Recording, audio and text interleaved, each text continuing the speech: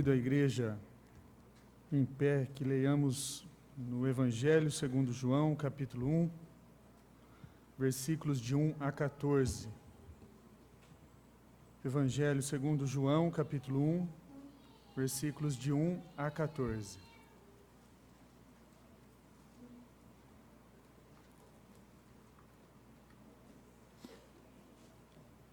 A palavra de Deus diz assim: no princípio era o Verbo, e o Verbo estava com Deus, e o Verbo era Deus. Ele estava no princípio com Deus. Todas as coisas foram feitas por intermédio dele, e sem ele, nada do que foi feito se fez. A vida estava nele, e a vida era a luz dos homens. A luz resplandece nas trevas, e as trevas não prevaleceram contra ela. Houve um homem enviado por Deus, cujo nome era João.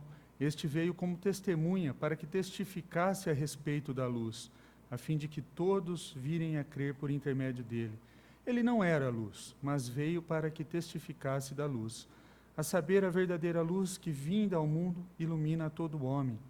O Verbo estava no mundo, o mundo foi feito por intermédio dele, mas o mundo não o conheceu.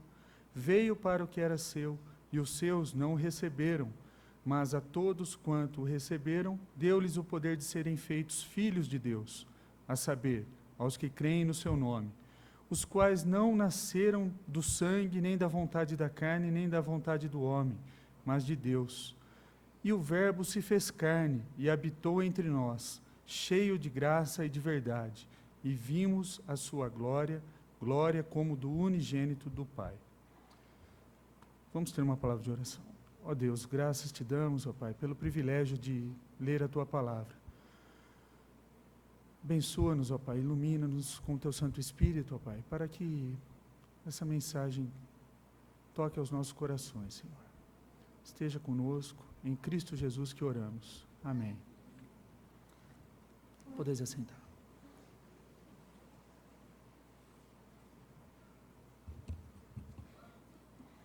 Irmãos, foi um ano difícil, né? Como já foi falado aqui um pouco, foi um ano que nós sofremos de diversas formas, inúmeras coisas, número de perdas em todos os lugares, pessoas estão sofrendo. E enquanto eu pensava para a meditação dessa noite, né? Na noite de Natal, eu orava e me perguntava, o que eu vou falar, né? O que eu vou falar? E eu concluí, eu não posso falar outra coisa a não ser a mensagem do Natal. Eu pensei, quão profundo que é a mensagem do Natal. E como é fácil nós perdermos o esplendor da mensagem. Né? O esplendor da história do Natal. Nós conhecemos os fatos, nós ouvimos falar dos anjos, dos pastores, dos magos, Maria, José, e porque nós conhecemos a história, é fácil perdê-la. Ela é a nossa base da esperança, é a nossa fonte de força, é a nossa razão de alegria. Então, convido os irmãos a dar um passo atrás e olhar a história com olhos frescos, como se nós estivéssemos ouvindo a história do Natal pela primeira vez. Talvez haveria algumas perguntas importantes que vocês deveriam fazer. Uma delas é, quem é este homem Jesus? O que torna seu nascimento tão significativo? Qual era o propósito da sua vinda? E que diferença isso faz na minha vida? Essas são algumas perguntas que alguém que ouvindo a história do Natal pela primeira vez deveria fazer. Qual que é o grande ponto sobre Jesus? Eu sei que pode parecer uma pergunta estúpida aqui na igreja, mas na realidade é a questão mais básica. Jesus era apenas outro homem ou ele era alguém único? Foi Jesus, como alguns dizem, um filho de Deus, o filho de Deus, ou ele era um tipo de um filho? A noção predominante entre as religiões mundiais e mesmo aqueles que se chamam de cristãos, é que Jesus era um grande homem. Mesmo os maiores que já viveram. Mas ele era apenas um homem. para alguns e para a maioria das religiões. Alguns dizem que Jesus é o homem no seu melhor, ele é o padrão, ele é o que todos nós devemos estar nos esforçando para ser. Mas a Bíblia afirma que o nascimento de Jesus foi único. Seu nascimento não foi apenas significativo por causa de quem ele se revelou, mas foi significativo por causa do que estava acontecendo lá em Belém. No início da biografia de Jesus, o apóstolo João escreveu: no princípio era o Verbo estava com Deus, o Verbo era Deus. Ele estava no princípio com Deus. Todas as coisas foram feitas por intermédio dele. E sem ele, nada do que foi feito se fez. A vida estava nele, a vida era a luz dos homens, e a luz resplandece nas trevas. E as trevas não prevaleceram contra ela. Pode parecer que alguns digam: eu não sei do que João está falando. Pelo menos até chegar no versículo 14, quando ele diz: e o Verbo se fez carne e habitou entre nós, e vimos a sua glória, glória como a do unigênito do Pai. E o que João nos diz é isso: o Verbo de que falou no início do seu livro é Jesus. O Verbo se fez carne e habitou entre nós. E esse é um verso incrível, incrível por causa do que ele nos fala, do que ele nos diz nessas primeiras palavras. Eu vou substituir o texto por Jesus, onde está Verbo por Jesus. No princípio estava Jesus, e Jesus estava com Deus, e Jesus era Deus. Jesus estava com Deus no princípio, por intermédio, e por meio de Jesus todas as coisas foram feitas. Sem Jesus nada foi feito, nada do que foi feito se fez. A vida estava em Jesus e a vida era a luz dos homens. A luz de Jesus resplandece nas trevas e as trevas não prevalecem contra ela. Você ouviu o que João está dizendo? Ele diz: Cristo, ele sempre existiu. Ele estava lá quando tudo começou. Jesus era e é Deus. Ele é o agente da criação, ele foi o Criador, ele é a fonte da vida. E de um modo apaixonante, Deus tomou a habitação humana.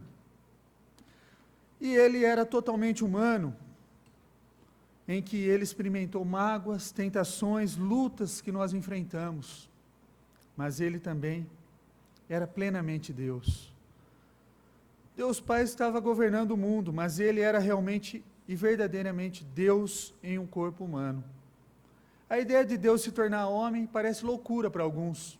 Alguns podem falar: isso é loucura. Mas olhem as provas que o próprio Cristo deixou. Ele afirmou ser Deus e reivindicou a autoridade divina. Ele reivindicou o poder divino. Ele mesmo aplicou os nomes de Deus. Eu sou o Filho do Homem, para ele mesmo. Ele viveu uma vida que estava livre de erros. E quando chegou a hora de prendê-lo, não por um crime que ele havia cometido, mas porque estava ficando muito popular, eles não poderiam encontrar nada válido para acusá-lo. Ele nasceu de uma mulher que nunca esteve com um homem, uma virgem. Seu nascimento foi comemorado e anunciado pelos anjos. Ele ensinou com sabedoria e autoridade que é incomparável por qualquer outro indivíduo. Ele realizou milagres que mudaram as pessoas, as circunstâncias, até mesmo o tempo. Ele cumpriu profecias proferidas centenas de anos antes do seu nascimento. Ele transformou a vida de todos aqueles que tiveram contato com ele. Ele ressuscitou dos mortos, que é a maior prova, a prova mais convincente de todas. E depois da sua morte, sob acusações falsas, Jesus era Deus ou o maior trapaceiro de todos eles. Não há outras opções. Jesus era Deus em forma humana. Não tem o que se discutir. Quando nós lemos a Bíblia afirma isso categoricamente. Mas isso nos leva a uma outra pergunta. Se ele era Deus, por que ele se incomodaria conosco? Já que somos apenas um ponto em comparação com o universo gigante que nós vivemos, por que ele se incomodaria conosco. Por que que Deus viria à terra? Você pode ser capaz de responder, olhando para um dos textos mais conhecidos, famosos das Escrituras, João 3,16, que diz, Jesus diz, que Deus amou o mundo de tal maneira, que deu o seu Filho único, para que todo aquele que nele crê não pereça, mas tenha vida eterna. Jesus veio à terra para tornar o quê? Possível o que era impossível, para que vivamos sempre na presença de Deus. E de fato, na carta que João escreveu, a primeira carta de João, ele praticamente diz a mesma coisa, que foi lido aqui no texto, a confissão de pecados. Nisto se manifestou o amor de Deus em nós, em haver Deus enviado seu Filho unigênito ao mundo, para vivermos por meio dele. Então, por que Cristo veio à terra? Para declarar o seu amor a nós. Deus se tornou homem para que ele pudesse nos comunicar o seu amor. A maioria das pessoas que não estão envolvidas, em si mesmas, sentem que decepcionaram a Deus, e elas sabem que cometeram os erros. Que erros que elas cometeram? Elas mentiram, elas fizeram coisas que sabiam que estavam erradas, elas feriram pessoas que fizeram pelo que fizeram e pelo que disseram, e pelo que deveriam ter feito e não ter feito. Eles tiveram momentos em que eles sabiam que Deus queria que eles fizessem alguma coisa, e eles atrasaram até que fosse tarde demais. Eles odiaram quando deveriam amar. Eles entraram em pânico quando deveriam ter o quê? Confiado. Eles racionalizaram o pecado, isso é, buscaram substituir os padrões de Deus por suas preferências. Eles têm desfrutado do pecador e do sórdido. Meus irmãos, e com isso, consequentemente, nós sentimos que Deus que realmente não poderia nos amar com tudo isso. Mas Jesus veio à terra para nos dizer que Deus nos ama. E no texto que foi lido, isso é o amor. Não que nós amamos a Deus, mas que Ele nos amou e enviou Seu Filho como propiciação pelos nossos pecados. Deus não declarou Seu amor porque nós merecíamos. Ele fez isso porque Ele era amoroso. Cometemos erros na nossa pregação também, quando nós ensinamos as pessoas e dizemos para elas que Deus nos ama como elas são, e então lhes damos uma lista de coisas que elas têm que seguir para receber e merecer o amor de Deus. Nós erramos quando fazemos isso. Nós falamos, vocês devem fazer assim, ser batizadas, devem fazer a escolha certa, têm que viver fielmente. Todas essas coisas não estão erradas, mas essas coisas são respostas ao amor de Deus, não pré-requisito para amar a Deus. Deus não nos ama por causa do que nós somos, mas por causa de quem Ele é. Ele veio para demonstrar esse amor. Deus se tornou homem, não só para declarar o seu amor, mas também para o quê? Demonstrá-lo.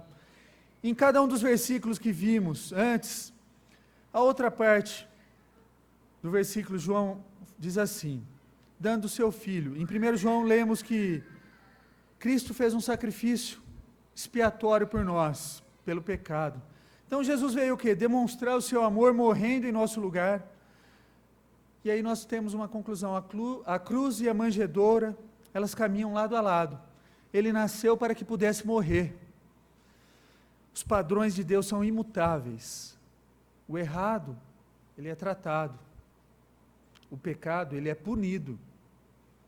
A verdade é que estávamos tão endividados que estávamos moralmente e espiritualmente o quê? Falidos, em falência. Nós merecíamos o inferno, e a maioria de nós sabemos disso. E o que Jesus fez foi o quê? Pagar a nossa dívida. Ele tomou o nosso lugar na cruz, Ele pagou o preço. Preço pelo quê? Pelo nosso comportamento errado, pela nossa rebelião teimosa, a nossa loucura passada, as nossas máculas escondidas, aquela que só você e Deus sabe. Ele pagou já por aquilo, o passado tem que ser deixado para trás. Nossas memórias mais vergonhosas, Cristo pagou por elas.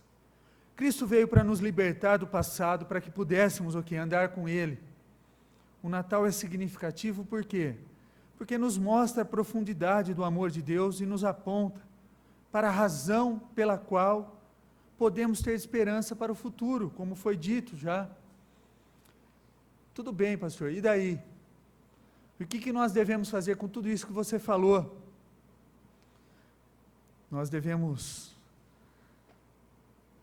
assim como Deus tornou-se homem para nos dizer que Ele nos ama, fazer por nós o que nós não podíamos fazer por nós mesmos. Então, agora o quê? Qual que é o próximo passo? É confiar sua vida nele. Confie a vida para Ele.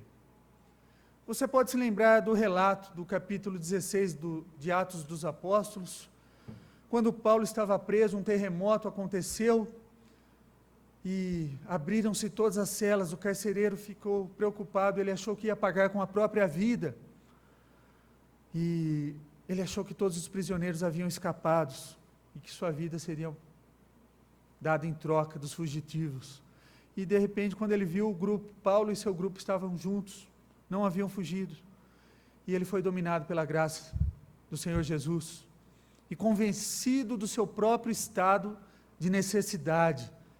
E aí ele disse para o apóstolo Paulo: o que eu devo fazer para ser salvo? E a resposta do apóstolo Paulo foi simples e direta: crê no Senhor Jesus e serás salvo. Nós vemos algo muito semelhante no primeiro capítulo de João, versículo 12, no Evangelho de João. Mas a todos quanto o receberam, deu-lhes o poder de serem feitos filhos de Deus, a saber, aos que creem no seu nome. Filhos não nascidos da descendência natural, nem da decisão humana ou da vontade do homem, mas nascidos de Deus. E essa mesma palavra, ela é usada em outros lugares. Dizem que nós devemos crer, mas essa palavra crer pode significar coisas diferentes. Alistair McGrath usa uma analogia que pode ser útil para entender o que é esse crer em Jesus Cristo. Ele escreveu isso num livro que chama O que os Anjos Desejam Saber. Suponha que você tem uma garrafa de antibiótico em seu leito e você está sofrendo de uma infecção mortal no seu sangue. Quais são as suas opções? Primeiro, você pode aceitar que existe essa garrafa de antibiótico. Você pode confiar que ela é capaz de curar a sua doença e que de uma outra forma, provavelmente você irá morrer. Você pode aceitar que a garrafa existe e pode confiar na sua capacidade de curar as infecções, mas a menos que você tomar esse remédio, você não se beneficiará dessa fé aceitando o antibiótico. E morrerá aceitando e confiando, mas não tendo conseguido se beneficiar o quê? Do recurso que o antibiótico poderia ter causado na sua vida. Uma analogia da palavra crer, que é, uma coisa é dizer que Deus se tornou homem para que pudéssemos ser perdoados e viver eternamente como seus filhos. Outra coisa é acreditar, mas outra ainda é agir sobre ele. Deus nos chama para agir nele. Envolve admitir o quê? A nossa necessidade, acreditando que ele satisfaz essa necessidade. Então, nós confiamos a nossa vida nele. Isso significa que deixamos de tentar ganhar a nossa salvação e começamos a viver como? Como filhos de Deus. Significa que deixamos de lado o passado e nos concentramos no presente e no futuro. Se você entendeu o que é Natal, então você é confrontado com uma decisão. Você vai aceitar o que Deus oferece, ou você simplesmente vai discutir a oferta. Você receberá seu perdão ou apenas pensará sobre ele? Você vai responder ao amor de Deus ou você vai colocá-lo para fora um outro dia? Ainda não é hora. Essas perguntas são perguntas que o Natal provoca, que Jesus provoca. Essas são as perguntas do Natal. Não adianta apenas crer que Jesus existe, não adianta apenas aceitar que Jesus existe, ouvir o que Jesus diz. É necessário deixar Jesus agir na sua vida. É necessário ter uma experiência com Ele. Então eu pergunto, meus irmãos, onde você está nessa jornada?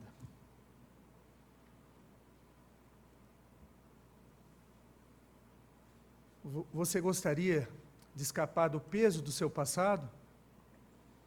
Você deseja encontrar a razão da esperança para a vida além da tragédia? Você gostaria de acreditar que Deus não estava louco, como realmente o amava? A mensagem do Natal é a mensagem que você precisa ouvir. Deus se tornou homem para declarar o seu amor, para pagar a sua dívida, para libertá-lo do pecado. Tudo o que você tem que fazer é o quê? Receber esse presente de Natal, seguir a sua liderança. O presente de Natal é Jesus. Jesus é o presente de Natal. Você já fez isso, meus irmãos? Você já fez isso? Você já recebeu esse presente de Natal? Ou você está esperando e dizendo, ainda não é a hora, eu vou esperar mais um pouquinho, eu vou esperar completar mais um ciclo da minha vida, eu vou esperar passar esse ano, aí eu vou tomar minha decisão por Cristo? Você respondeu a esse grande presente de Natal? Se não, por quê? Por que ainda não respondeu? O que você está esperando? De quem você está duvidando? E por que você está demorando? Deixa o passado para trás. Abandone o passado. Cristo nos faz nova criatura. Deixe o passado para trás. Ameis uns aos outros. Há uma resposta mais que Deus quer de nós. Ele quer que nós descansemos nele, mas também quer que amemos uns aos outros, que nos amemos. Irmãos, meus amigos, já que Deus nos amou tanto, também devemos amar uns aos outros. Verdade que o mundo precisa agora é amor, mas também é verdade que você não pode amar a menos que você tenha sido amado. E quando nós recebemos Cristo, também experimentamos o quê? O seu amor. Talvez pela primeira vez em nossas vidas. Quando experimentamos o amor de Deus, é a nossa vez de compartilhar esse amor com os outros. E Natal é um grande momento para fazer exatamente isso. E nesse Natal, eu encorajo você a demonstrar amor uns aos outros. Dar um abraço em quem está sofrendo. Ouça ele.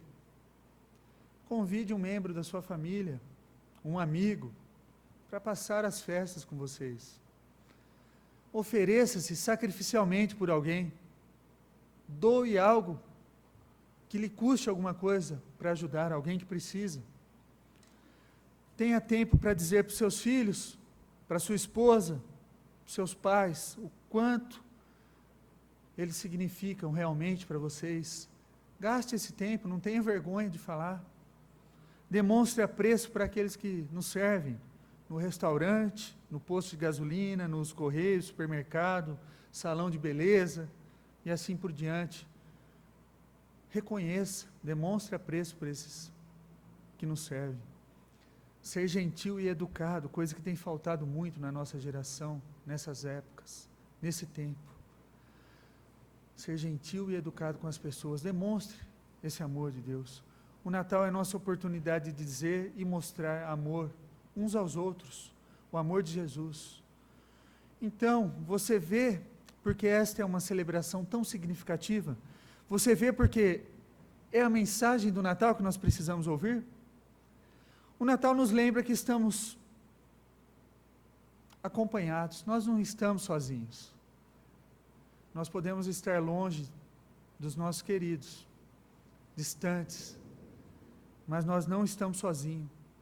Deus nos lembra disso e percebe você e percebe a sua luta. E Ele ama você. Às vezes, meus irmãos, os fardos vão ser pesados. Vai parecer tão pesado que a gente vai falar, nossa, eu não vou aguentar carregar. Mas nós temos que lembrar que nós não vamos carregar esse fardo sozinhos, meus irmãos. O Natal nos lembra que há uma razão da esperança. Às vezes, o que acontece aqui é difícil, é doloroso, nos machuca, nos entristece. Mas isso não é tudo que existe. Jesus nos aponta para uma vida além do horizonte, para a alegria depois da tristeza, para consolar no meio da dor. Então, Natal não é sobre presentes, programas, encontros familiares, não. Essas coisas são partes da celebração, mas não é a razão para a celebração. A razão para a celebração é Jesus. Jesus é o presente do Natal. Deus se torna homem para nos dizer que há uma razão para nós comemorarmos, mesmo quando a vida é difícil. Que Deus nos abençoe, meus irmãos.